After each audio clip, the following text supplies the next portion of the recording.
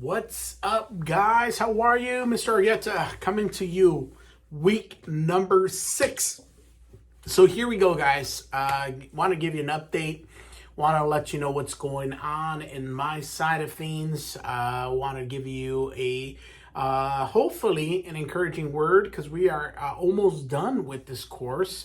As you know, this is an 8-week course. Technically, it's 7.5 weeks about. But our semester is 16 weeks, so we grab 8 weeks and we divide it into the other 8 weeks and basically have 2, of course, in the business management side of things. That gives an opportunity for some students to advance a little quicker through this process, graduate a little faster, and hopefully get you guys in a good job as soon as possible. But all right, so let's step back and let's take a look at what's happening, what's happened, and what's going to come up in the next couple weeks. So of course, last week we just finished up talking about managers and leaders. I am reading through your posts now. I'll be grading that soon. In regards to grades, I just want to make sure we are all on the same page. One, I recommend you take a look at your grade where it says my grade and see where you're at.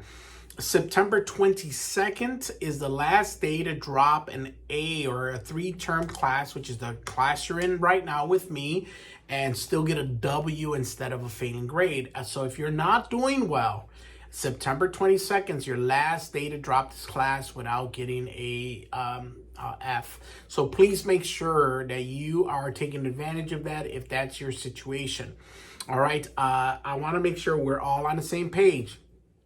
There was apparently some confusion in regards to how the lowest grades gets dropped. So I want to make sure I clarify that for everybody and let you guys understand that that is done automatically in the system. I went into our grading system. I said drop the 2, or not the 2. I think it was 4 assignments and 2 Learn Smarts, which is a total of 1 week's worth of work. Now, that being said, I had students that emailed me, said, can you drop this week? I am not physically going in and changing any grades. The system will look for the lowest scores that you have, and it'll drop those. It totals 1 week's worth of work. So I know that it sounds confusing, but this is the best option because maybe you didn't do good. For some of you, you didn't do good week 1 in your test or quiz. Well, it'll look for the lowest score throughout the semester and it's going to drop that. So it's not necessarily 1 week forgiven off of a particular week. Instead, it's the lowest scores worth up to 1 week worth of work. I don't know if that makes sense, but it makes sense to me, of course, but I don't know if I'm communicating that properly, so I hope I am. Anyhow, that has been done in the back side of things, so you're still going to see your grade. If you didn't do an assignment, it's still going to show up a 0, but it's not going to be reflected in your total grade, so it's not going to count in your total grades. So, I've done that already. So hopefully the grade that you have now is the grade you have. That's active. That's live. I still have to grade. Let me take a look here while we're talking. I still have to grade. I'm pretty sure this week's obviously discussions, but I thought I caught up with all the grading. I did. So we are done to this week's discussion. I have to grade not this week, the week we just ended. So week 5's discussion, which is what's the difference between a leader and a manager. I'm grading that now. So by the middle of the week, whatever grade you have that's the grade you have as of right now. So make sure you are checking your grade often and making sure that you have what you need to have. I don't know if that all makes sense. I feel like I'm just rambling now. Either way, let me give a couple shout outs. I mean, I don't know what else to say. Adriana, you're a beast. You're a beast. You're a beast. You're a beast. You're killing it. You're doing what you're supposed to do. Good for you. Callie, Kristen, Adeline, Aaron, Madison, Victoria, Susanna, Crystal. I think Crystal, last time you're like, I hope I'm the only Crystal. Crystal Connor. Good job. Awesome. Well done. Jasenia. Look at that. Chandrea, of course. Mary Mills. Anna, you're still up there. Jennifer. This is a new name, I think. Michaela. Michaela? Man, I am butchering your name. Michaela? Maybe it's Michaela or Michaela. I'm sorry. And of course, Elizabeth, you're back on there. Guys, good job this week. Well done. Keep it up. We're almost there. A couple tips. Make sure you're getting all of your points when it comes to the discussions. You have to reply to my video. You have to reply to 2 other students plus your original post. That's 4 interactions in a discussion week. So please make sure you're getting all that done. All right. That is it for that updates. Let me tell you about my coffee. You guys, several of you mentioned you like the coffee and you're coffee drinkers as well. So I'm going to give you a coffee tip. Here's my Puerto Rican coffee, the Bustelo. Bustelo is an espresso. I make it in a French press. Basically, just pour the hot water, put the coffee in there, press it. Amazing coffee. Add a little cream or milk and some sugar, and wonderful, wonderful, wonderful. It'll keep you up. It is strong, very strong coffee, but it is so good. The smell of this coffee is so fantastic too, by the way. It smells so good. I just had, believe it or not, in this little cup, I filled it up with chocolate covered espresso bean that I bought at, this is not an advertisement, but I bought at the Buc-ee's in Calhoun, Georgia, that opened up not too long ago. Chocolate espresso coffee beans. So good. Anyhow, all right. Enough of my addiction and problems with coffee. All right, so here we are, week number 6. This is one of my favorite weeks because our discussion is Randy Potash, which I've mentioned in a previous video. This gentleman has wrote a book called The Last Lecture, and it's based on The Last Lecture, which I've put up. It's a Carnegie Mellon professor who was battling an illness, and this is essentially his last lecture. Wonderful, wonderful, very touching story, very moving story. But ultimately, what I want you to do is create a goal, a mission, a purpose statement in your own life.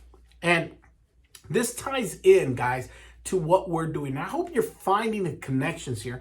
This ties into, in Principles of Management, we look at setting goals not only to have something out there, but to motivate people. And I hope that you are going through this journey with me in this class and you're understanding that this is all about self-discovery and self-analyzation of you. Because the best managers I've ever had are those that understand who they are and their style.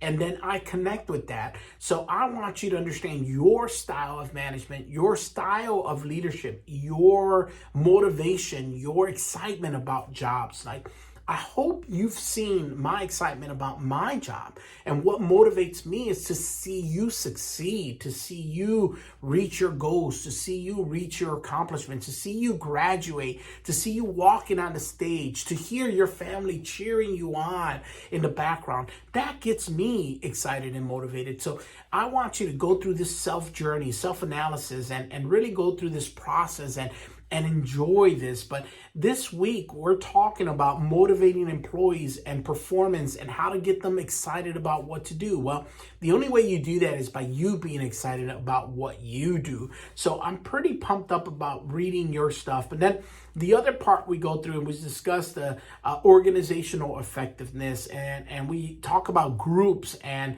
we talk about the dynamics of a group. And one of the big things in the group dynamics is that storming. So it's phases that all groups go through. And the first phase is, of course, you form a group.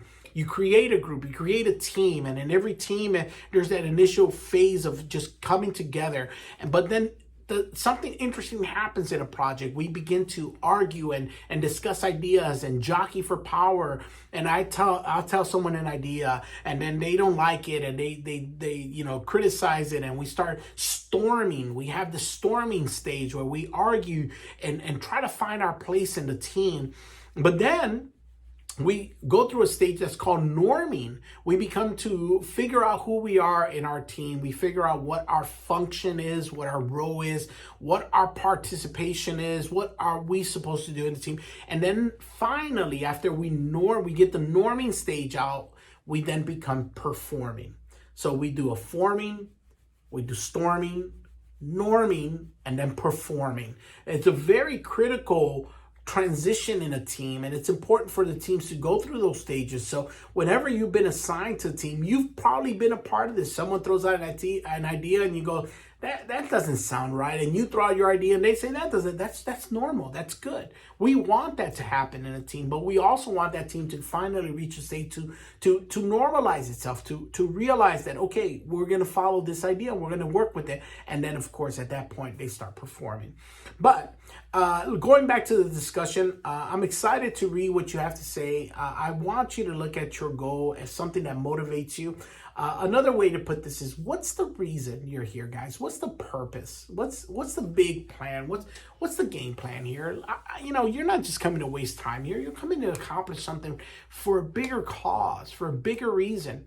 In another class that we teach, and I don't teach it as much anymore, but I used to teach a team project class, and in that I have a project where we select a power object, something that motivates you, something that excites you, something that gets you pumped up.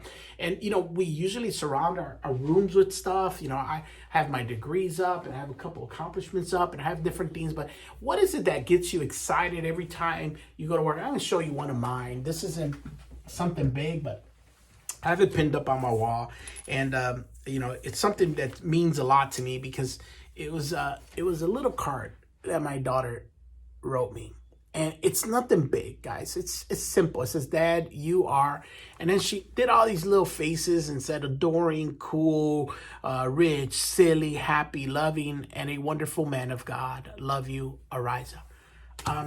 It's a piece of paper, literally, and the back says, "I love you" to pieces. It's nothing, but to me, that's a power object for me. It actually, excuse me, I dropped it here, but it gets me motivated every time I come to work. And that's what I want for you. I want you to find that motivation.